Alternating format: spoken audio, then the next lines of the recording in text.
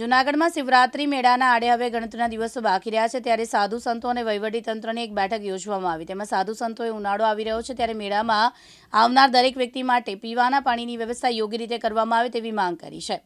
તો બીજી તરફ વહીવટીતંત્રની ગોઠવવામાં આવેલ વ્યવસ્થા અંગે પણ સાધુ સંતો દ્વારા સંતોષ વ્યક્ત કર્યો। ત્યારે જોઈએ કે આ બાબતે સાધુ સંતો શું કહ્યું હતું।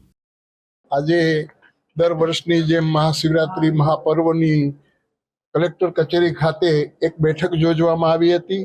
એની અંદર વહીવટી તંત્ર, પત્રકાર મિત્રો, ગામના આગેવાનો, ઉતારા મંડળ અને ખાસ કરી અને સર્વે સાધુ સમાજ, એની અંદર અમારા વરિષ્ઠ સંત શ્રી હરિગીરજી મહારાજ, મહેન્દ્રાનંદ ગિરજી મહારાજ, હરિહરાનંદજી મહારાજની ઉપસ્થિતિની અંદર આજે જે બેઠક યોજવામાં આવી હતી એની અંદર જે વહીવટી તંત્રને અમે જે સૂચના દીધી હતી કે અમુક અમારી આ સગવડ જોઈએ, અને વહીવટી તંત્રએ અમને ખૂબ સારો સહકાર આપી કરી અને કાર્ય કર્યું છે।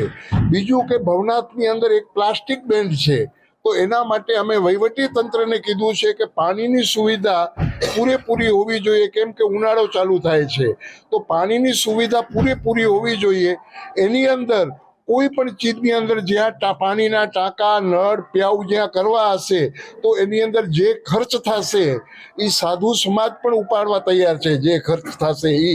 તો આજે વહીવટી તંત્રએ અમને કીધેલું છે કે જે કાંઈ હજી પણ સુવિધા જોશે એ અમે આપશું, અને જે સુવિધા તંત્રએ આપી છે એનાથી અમે સંતુષ્ટ છીએ। જય ગિરનારી, ઓમ નમો નારાયણ। જિલ્લામાં આગામી 22 તારીખથી લઈને 26 ફેબ્રુઆરી સુધીમાં મહાશિવરાત્રિનો મેળો યોજાનાર છે। આ મેળાની તૈયારીઓ વહીવટી તંત્રએ લગભગ 1 મહિના પહેલાંથી શરૂ કરી હતી। મોટાભાગની તૈયારીઓ છે એ પૂર્ણ કરી દેવામાં આવી છે। આજે તમામ જુનાગઢ જિલ્લાના પૂજ્ય સાધુ સંતો, વિવિધ અખાડાઓ, અન્નક્ષેત્ર અને વિવિધ NGO સાથે સાથે અધિકારીગણ સાથે બેઠક યોજવામાં આવી।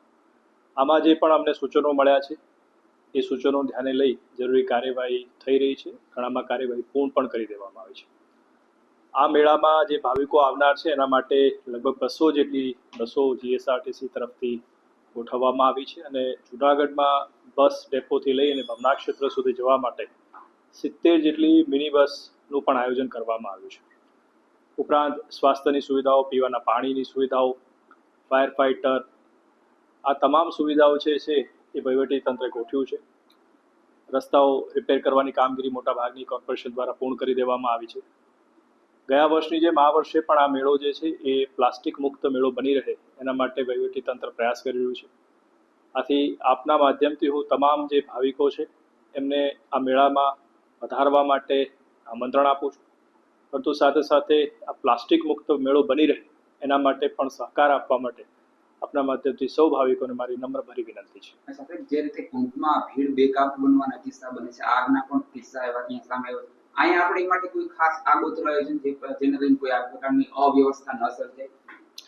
જો અહીંયા જે ભવનાથ ક્ષેત્રમાં આપ જાણો છો કે લાખોની સંખ્યામાં લોકો આવતા હોય છે, એના માટે આપણે રૂપાયતન ગેટથી એક અલગથી એક ઓલ્ટરનેટ રસ્તો પણ રાખ્યો છે। એટલે ઇનકેસ આવી કોઈ પરિસ્થિતિ નિર્માણ થાય તો આપણે એ રસ્તાથી ભાવિકોને ત્યાં અલગ રસ્તાથી એમને બહાર કાઢી શકીએ છીએ। ફાયર ફાઇટર માટેની તમામ સુવિધા નગરપાલિકા, મહાનગરપાલિકા દ્વારા ગોઠવવામાં આવી છે। એના માટેની જે વ્યવસ્થા છે એમાં કોઈ પણ આવી પરિસ્થિતિ નિર્માણ થાય તો તાત્કાલિક પગલાં લઈ શકે એવી ફૂલપ્રૂફ વ્યવસ્થા પણ અત્યારે અમે ગોઠવી છે। પ્રકાશ દવે સાથે યજ્ઞેશ ભટ્ટ, દિવ્યાંગ ન્યૂઝ, જૂનાગઢ।